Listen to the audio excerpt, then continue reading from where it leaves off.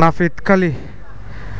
আমরা নাপিতখালীর ভিতর দিয়ে চলে যাব ইগিয়া স্টেশনের একটুখানি আগে, হাতের ডান পাশে। ইগিয়া থেকে হয়তোবা 1-1.5 কিলোমিটার আগে হাতের ডান পাশে একটা রুট পেয়ে যাবেন, ভিতরের রুট।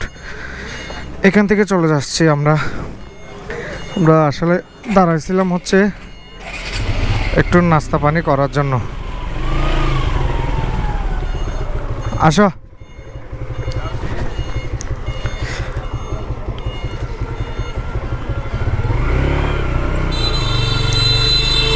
আমরা এই রুট দিয়ে যাচ্ছি হচ্ছে, এই রুট দিয়ে, এটা হচ্ছে কক্সবাজার কুরুশকুল রুট দিয়ে গিয়ার ভিতরের রুট দিয়ে পড়া আর কি।